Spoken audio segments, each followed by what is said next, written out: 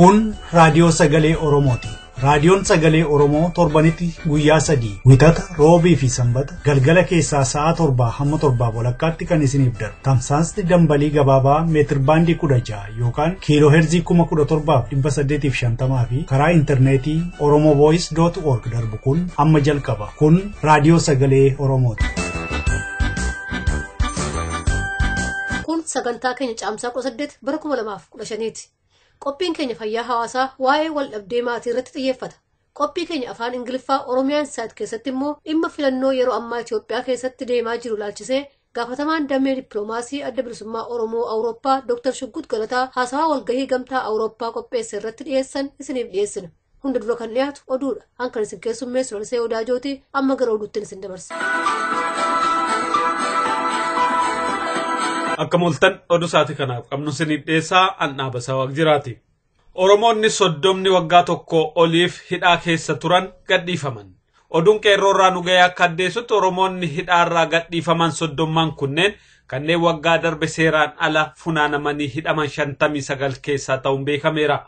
Odeessi kun akka hubachiisetti Oromooti kunneen Caamsaa 17 bara 2015 mana hidhaa Karchallee Amboorraa gadhiifaman.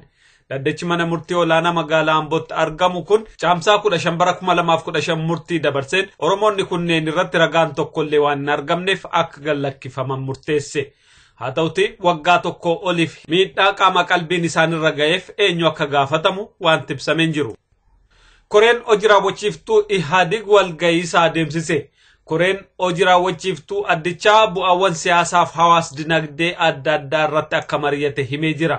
Koreen hojii raawwachiisaa addichaa adeemsa filannoo biyyaalessaa baranaa irratti haala hedduu jabaadhaan qorannoo akka gaggeesse hubachiisee jira. Filannichi kan milkaa'e akka ta'uuf uummati biyyattii kaka'umsa olaanaan kaardii fudhateera kan jedhe addichi dinqisiifannaa isaa ibsuudhaan uummatis karaa nagaatiin sagalee isaa akka kennu gaafateera. Mootummaan filannichi karaa nagaaf dimokiraasawaa ta'een akka xumuramuuf qophii gahaa akka taasise ibsi waajjira Ihaadig irraa ba'e kun ibsee jira. Kun kanaan otoo jiru filannoo baranaa irratti yoo jeequmsi ka'e humnaa ol hin ta'u jechuun mootummaan ibse. Dubbataan mootummaa obbo Reediwaan ibsa gaazexeessitootaaf Finfinnee keessatti kenneen jeequmsi ka'uu maluu dhaabuuf humni nagaa eegu bakka hundatti qophaa'ee jira. Ihaadig ibsa baase keessattis filannichi shakkii tokko malee akka mo'atu eereera. Paartiiwwan siyaasaa tokko adeemsa seera qabeessaa fi seeraan ala hordofuun filannoon baranaa akka boora'uuf qindoominaan hojjechaa akka jiran kan ibse Ihaadig qaamoleen haala kanaan socho'an adeemsa filannichaa booressuuf carraaqan yoo jiraatan tarkaanfiin barbaachisu akka fudhatu ibsee jira. Kana malees gochaa kanarraa akka of qusatan akeekkachiiseera. Humnoonni kun filannicha booressuuf sochii taasisaa jiran gonkumaa fudhatama hin qabu kan jedhe Ihaadig mootummaan gaafatamummaa qabuun seera kabachiisuuf qophii barbaachisu mara ni raawwata jedhee jira. Ijipti namoota qondaaltota waraanaa 2 ajjeesuun himatan 6 du'aan adabde. Namoonni 6 kunneen miseensota paartii Ansaar Albeetii Al-Maqaadis kan yeroo ammaa Islamic State'itti dabalame jedhamee himame. Namoonni kunneen balaa gammoojjii Sinaayitti poolisoota biyyattii irratti deddeebi'amee qaqqabsiifamaa ture keessaa akka qabu jedhamanii himataman. Bakki kun Muhammad Mursiin aangoorra erga ba'anii booda hojjettoota nageenyaa Ijipti irratti dhiibbaa guddaa bakkitti uumamaa ture jedhameera. Namoonni 6 kunneen du'aan kan adabaman borumtaa pirezidaantiin biyyattii duraanii Muhammad Mursii irratti adabbiin du'aa murtaa'ee booda ta'uun beekameera. Kun kanaan otoo jiru Ijipti keessatti abbootii murtii irratti tarkaanfiin du'aa humnoota shororkeessitootaan fudhatame jedhama. Kun kan godhame immoo pirezidaantii biyyattii ka duraanii Muhammad Mursii irratti murtiin du'aa erga darbee booda jedhameera. Waraanni Naajeeriyaa haleela Bokkuu Haraam irratti fudhateen kaampota 10 akka barbadeesse ibse. Loltoonni Naajeeriyaa biyyattii gara kaaba ba'aa keessa tarkaanfii fudhataniin da'oo fi maadhee Bokkuu Haraam akka barbadeessan ibsan. Hidhattoonni garichaa baay'een kan ajjeefamanii fi to'annoo jala kan oolan ta'uusaalee himeera. Oduun kun dabalee akka addeessetti meeshaaleen garaagaraas to'annaa jala ooluu addeesseera. Haala kanarratti gareen Bokkuu Haraam waan jedhen qabu oduu isaati kanaaf qabnu kanumaa qophii keenyaa fi waliin nagaan nu tura.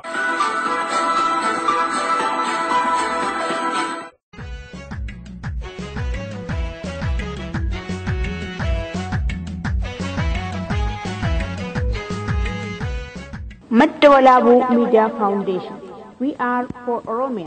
Ummanni mootummaa isaaf yaaduu fi sabaa himaa walabaa hin qabne sagaleen isaan dhaga'amu. Sabni miidiyaa walabaa hin qabne odeeffannoo argachuu rakkina isaa seenaa aadaa fi afaan isaa addunyaatti baafachuuf carraa hin qabu. Raadiyoon Sagalee Oromoo rakkina Oromoon gama kanaan qabu hir'isuuf onnee isaa guutuun hojjetaa jira. Raadiyoo Sagalee Oromoo deeggaruun Oromiyaaf tumsuudha.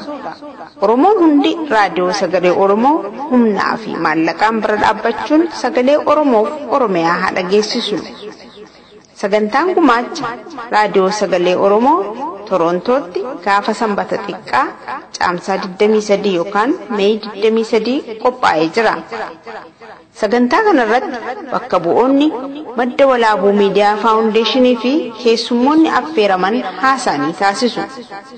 Obbo Lalisee Galatoo Awustiraaliyaa irraa, Dubbee Sirkannaan Ahmad Kaalgaarii Kaanaadaa irraa akkasumas keessummoonni kabajaa biroo Caamsaa hawaasa Oromoo naannoo magaalaa Torontoof ni dabarsu. Sa'aatii 5 waaree boodarraa eegalee. Teessoon 94 Kanahar Drive, Waajjira Waldaa Hawaasa Oromoo Torontoo. Koree qopheessituu sagantichaa.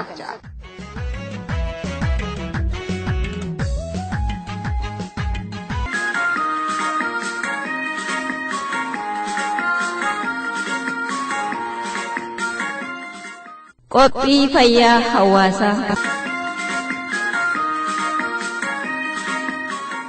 Irra deebinee akkam jirtu jenna kabajamtoota dhaggeeffattoota Qophii Fayyaa Hawaasaa.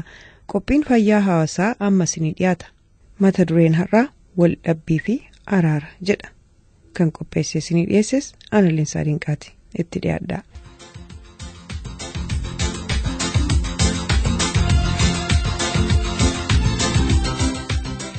Waldhabbiin yookaan conflict afaan Ingiliffaan kan jedhan yeroo nama kan biraa yookaan dhibii waliin waliif galuu hanqatan garaagartummaa jara lameen gidduutti uumamudha. Waldhabbiin yookaan conflict hiiknii fi akki itti dhimma bahamu baay'ee bal'aaf guddaadha. Waldhabbiin bifa adda addaa qaba. Hamaa yookaan jabaa fi laafaas ni qaba.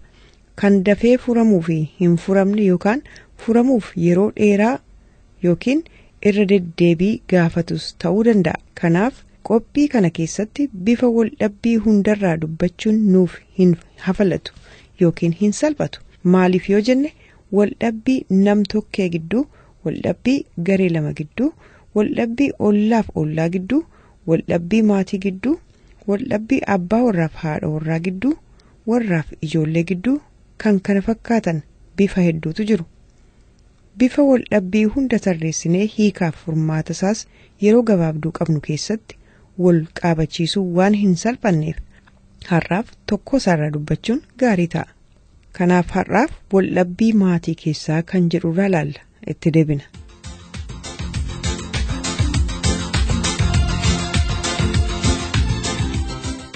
Waldhabbiin maatii keessatti keessattuu abbaa warraa fi haadha warraa gidduutti yeroo kamuu uumamuu fi argamuu danda'a. Maddi yookaan bu'uurrii fi irraa ka'umsi waldhabbii maatii keessaas adda adda. Laafaa yookaan jabaa ta'uus danda'a jechuudha. Waldhabbiin warraa yookaan abbaa warraa fi haadha warraa jechuukooti. Yeroon itti ijaaraa ta'e mul'atus ni jira. Fakkeenyaaf waldhabbiin abbaa warraa fi haadha warraa gidduutti yeroo uumamu yoo isaan lameen wal mari'atanii kan furatan yoo ta'e waldhabbiin kun akka isaan yaada ofii waliif ibsanii fi wal hubatan isaan gargaara. Abbaa warraa fi haadhi warraa waan isaan lameen gidduutti waldhabbii uume ifa baasanii yoo walitti dubbatanii fi furmaata ijaaraa irrattis yoo waliif galan waldhabbiin isaan lameen gidduu kun waldhabbii ijaaraadha jechuutu danda'ama. Waldhabbii ijaaraan furmaata ijaaraa uuma. Furmaanni ijaaraan ammoo deebisee maatii warra walii galaaf waliin jireenya ijaaraa uuma yookiin argamsiisa.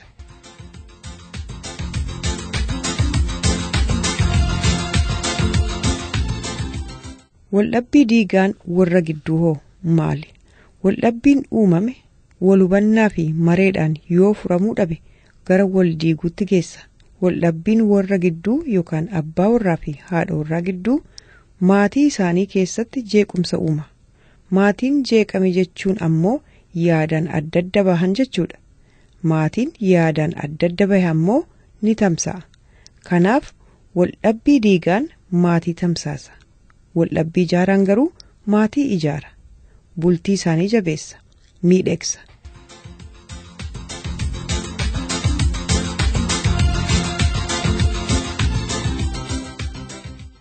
Warri akkamiin waldhabbii gara ijaaraatti jijjiirrachuu danda'u? Waldhabbii diigaas akkamiin ofirraa dhorkuus danda'u? Dubbii babal'isuutti jarjaruurraa of qabuudha. Namuu waliif dhaggeeffachuu, waliif obsuu fi wal mormii hambisuu yookaan xiqqeessuudha.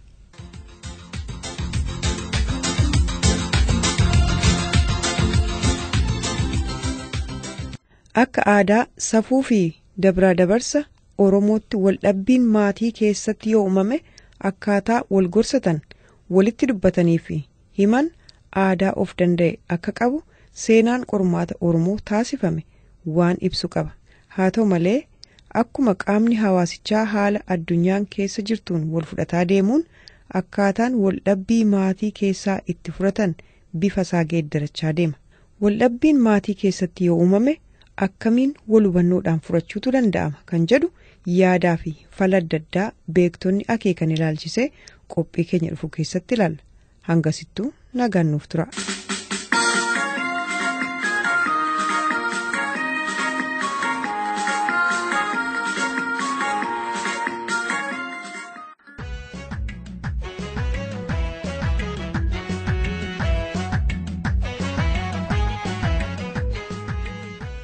Oduu gammachiisaa hawaasa Oromoo magaalaa Minneapolis naannoo ishee jiraatan maraaf wallistoonni Oromoo sabboonoo fi jaalatamoo ta'an guyyaa hundeeffama sagalee bilisummaa Oromoo sababeeffachuun qophii bashannanaa bal'aa isiniif qopheessanii jiru.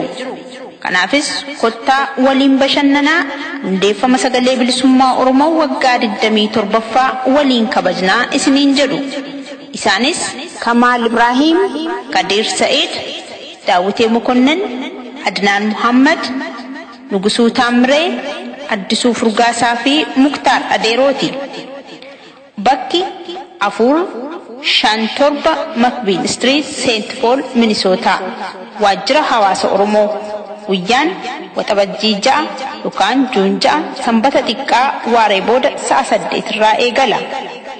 Odeeffannoo dabalataaf lakkoofsa bilbilaa 612 252 5521 yookaan 612 422 9822 Kabraas 612 3-6 bilbiluun odeeffannoo guutuu argachuu dandeessu. Sagalee bilisummaa Oromoo jabeessuun sagalee waboo dhageessisuudha. Qoree qindeessituu qophichaa.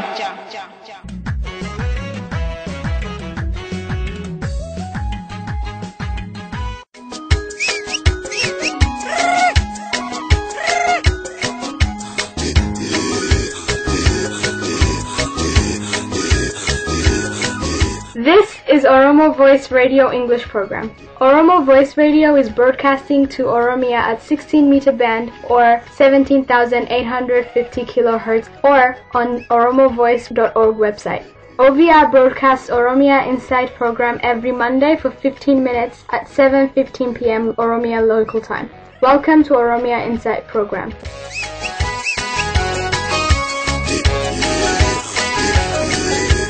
Welcome to Oromia Insight. My name is Lalisee Wadaajoo. Today, a speech of Dr. Shigux Galataa, head of OLF Diplomatic Division at European Parliament Conference, Cartoon Democracy, Authoritarian Rule and Election in Ethiopia. Dr. Shigux Galataa, who is the head of the Oromo Liberation Front's Diplomatic Division and is responsible, I think, for the relations of the Oromo Liberation Front in Europe. Mr. Galataa, you have 10-15 minutes. Thank you, Mr. Chairman, Excellencies, Member of European Parliament, distinguished guest speakers, ladies and gentlemen. I would like to express my deepest gratitude to the organizing committee for having organized such a timely high-level conference, specifically UNPO and some interested European Parliament members. To say the least, the thought and initiation to organize such a meeting requires standing against the established mind setups and traditional working system of politics in Ethiopian empire. It is a first step to tackle together the broader interwoven major socio-political problems of Ethiopia. In view of this, I congratulate once again the individuals, organizers for their effort, and should say such a breakthrough move in bringing together different political organizations, civil societies, to deliberate on common agenda of liberty, freedom, justice, democracy, and peace in Ethiopia. This timely conference taking place ahead of the Ethiopian national election will enable us to attempt in reshaping the alternative approach of the political constellation of Ethiopia through dialogue, if not for election, but for the future prospect. It is also my hope that through such dialogue, various possibilities of fundamental political situation in Ethiopia will be explored. Given such opportunity, taking such advantage, I just concentrate on two issues. The first, outlining the challenges. What are the challenges in Ethiopian empire? And in my second part, the way forward. The OLF's assumption about the future of Ethiopia. Let me start outlining without describing in details. The first challenge of Ethiopian empire is deep-rooted historical problems of Ethiopian empire itself. As we all know, Ethiopia is an empire state comprising more than 80 nations and nationalities. As it has been the case with all empires, the making of Ethiopian empire has been characterized by attempt to establish a single state through violently subduing all other nations and nationalities at the end of 19th century. As the building of the empire was related to domination, suppression, exclusion and exploitation of the conquered peoples by the conquering nation was harsh and cruel, it became the prime cause for the chronic and fundamental political problems of the country.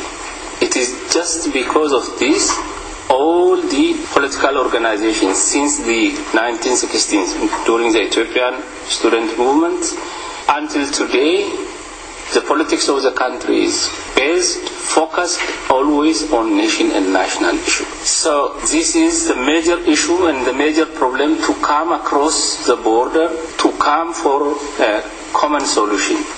The second problem or a challenge that we have to address is the mode of governing system of EPRDF by itself and the consequences of its hegemony through time.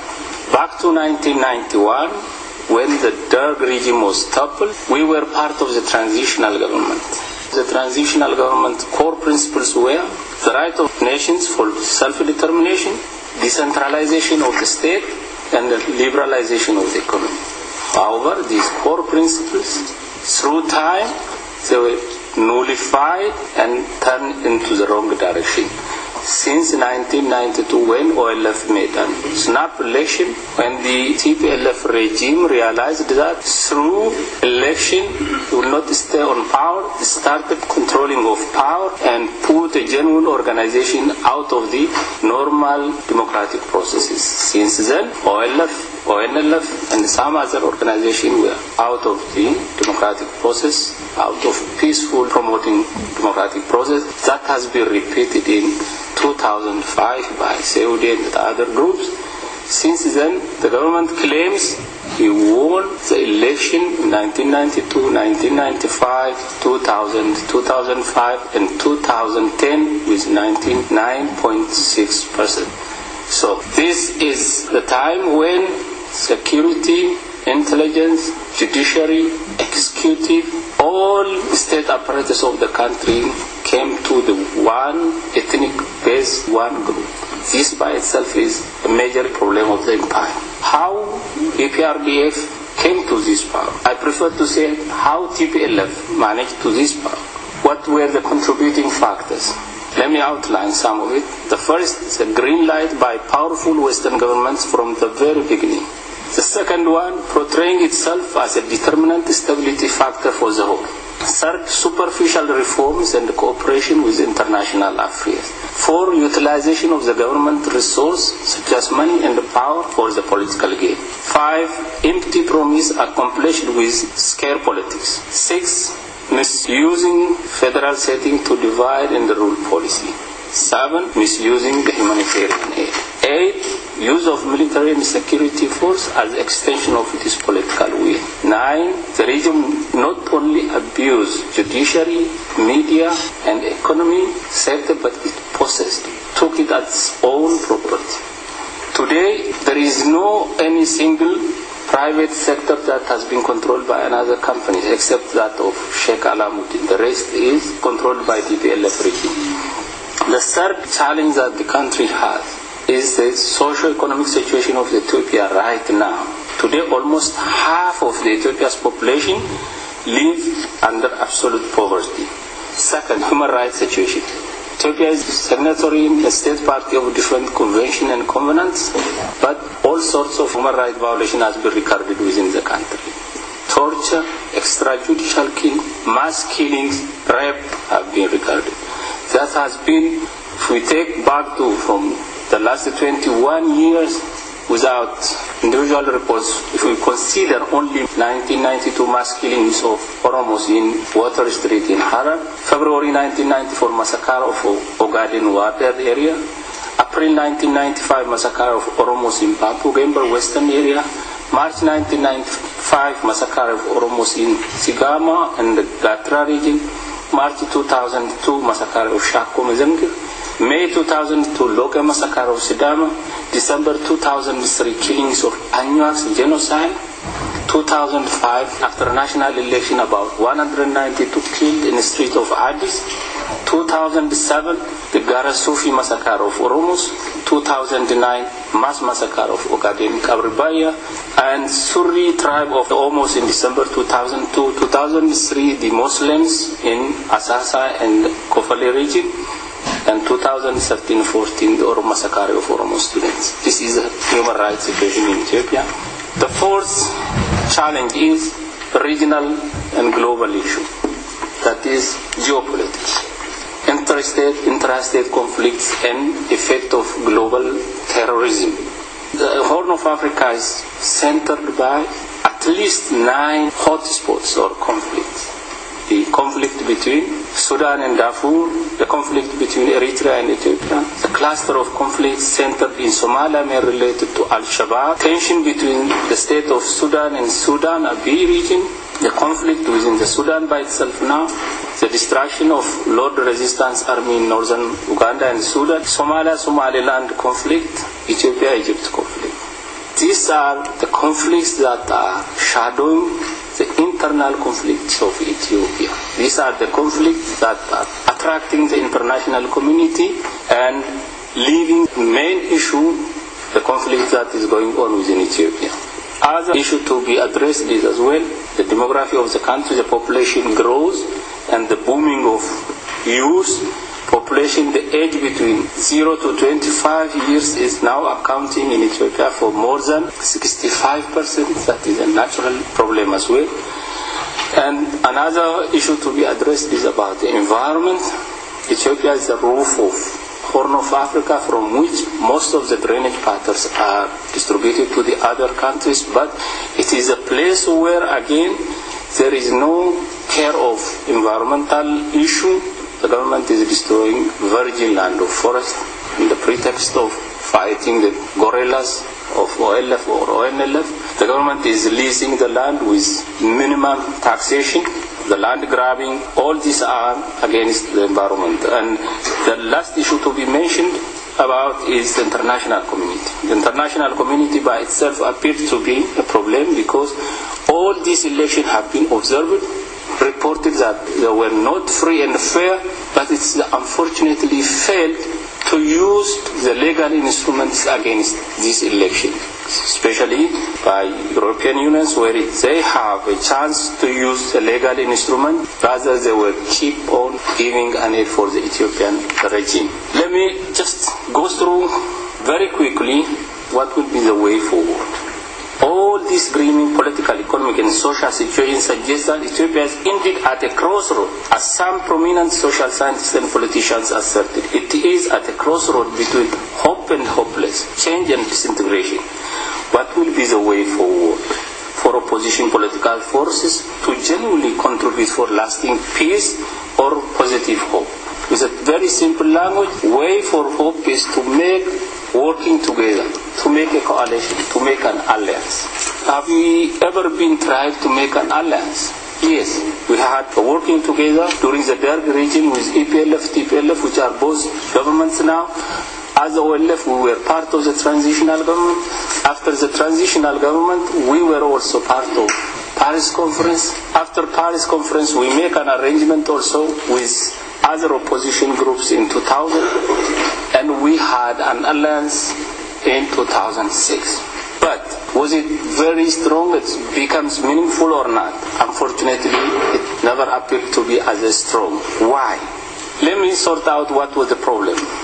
The policies that TPLF pursues in this regard is unfortunately the policy that was based closely on Stalin's theory of nationalism applied in the Soviet Union, under which each nationality would have only a nominal right to self-government, with the secession as an ultimate resort. In fact, this policy has a dangerous mismatch between the development of social and political forces on the other hand, and the opportunities for this to be incorporated into the political structure in the other. The second, on the other group, the opposition political forces that see themselves as a pan-Ethiopian still remain in their traditional juxtaposition of individual versus collective rights, in which case they uphold the first while rejecting the latter.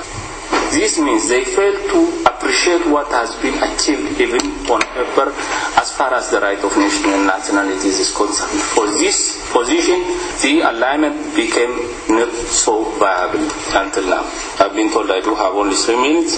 The comprehensive political view could be the stumbling block to forge a very meaningful alliance between pan-Ethiopia and very nationalist forces. It is not the ideological difference to our concern, like that bringing conservative liberalism or social democrat for the main difference of political forces operating out of Ethiopia, but the issue is how to interpret the past, understand the ongoing conflict, and anticipating the future in the nation building. I would finally bring to all of your attention that the Oromo nation and the Oromo liberation movement are no avengers at all. Our history and culture will not permit us to indulge in such acts as can be evidenced by our past deeds. Consequently, I call on the nations and nationalities in Ethiopia as well as in the whole to realize the true nature of EPRDF and join hand in hand together to bring a long-lasting peace and justice to all peoples in Ethiopia as well as in the whole. Any attempt of stakeholders by international community and political forces of Ethiopian empire to weaken Oromo liberation struggle by isolation, marginalization and splitting of OLF will never bring the aspired peace, democracy and development.